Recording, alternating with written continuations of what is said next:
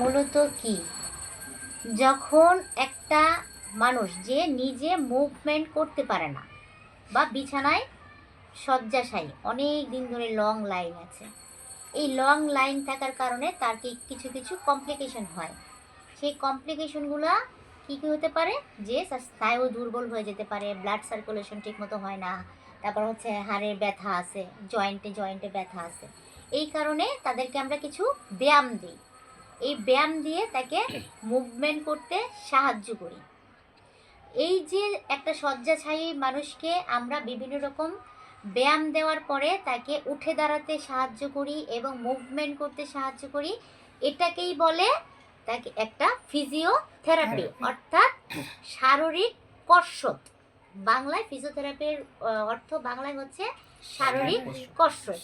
এই শারীরিক কসরত দিয়ে আমরা একটা পেশেন্টকে বা একটা মানুষকে যে নিজে মুভমেন্ট করতে পারে না তাকে মুভমেন্ট করার উপযোগী করে তুলতে পারি। আচ্ছা, এই ক্ষেত্রে এই ফিজিওথেরাপিকে আমরা তিনটা ভাগে ভাগ করব। তিনটা ভাগে কি, একটা হচ্ছে তার বিভিন্ন কমপ্লিকেশন দেখে কিন্তু আমরা একে ভাগ করব।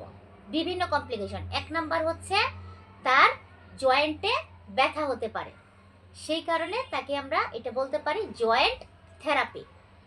একটা হচ্ছে তার মাসেলে পেইন হতে পারে, শুয়ে থাকতে থাকতে তার মাসেলে পেইন হয়ে যায় না, বা তার এক ধাঁচে শুয়ে থাকলে ওই জায়গায় চাপ পড়ে থাকে না, ব্যথা হয়ে যায় না আমাদের 2 ঘন্টা পর পর। তো এই জন্য আমরা কাজ করে দিই পেশেন্টকে, পোস্টার চেঞ্জ করে। এই কারণে তাকে আমরা বলতে পারি মাসেল থেরাপি। আরেকটা হচ্ছে এই যে শুয়ে থাকে পেশেন্টটা সারাক্ষণ শুয়ে থাকে, সেই ক্ষেত্রে তার কি হয়, তার ব্লাড সার্কুলেশনটা ঠিকমতো হয় না। এই কারণে তাকে আমরা আরেকটা থেরাপি দিই, সেটা হচ্ছে ভেইন থেরাপি, যেটাকে ভেইনটাকে সার্কুলেশন করে। তার ভেইনটাকে সার্কুলেশন করে মানে কি, ব্লাডটা সার্কুলেশন হয়। আচ্ছা, এখন এই ব্লাড সার্কুলেশনের দিক থেকে একটা ভাগ করলাম ভেইন থেরাপি। একটা হচ্ছে মাসেল থেরাপি। মাসেল থেরাপি, মাংসটা জমাট হয়ে থাকে, ব্লাডটা ক্লট হয়ে থাকে, সেটাকে থেরাপি দেয়।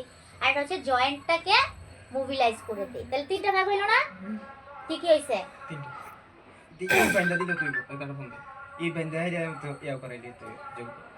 সেটা তো ট্রাকশন দেওয়া থাকলে করে। একটা পেশেন্টের পা ভেঙে গেছে, পা ভেঙে যাওয়ার পরে তাকে একটা যে ট্রাকশন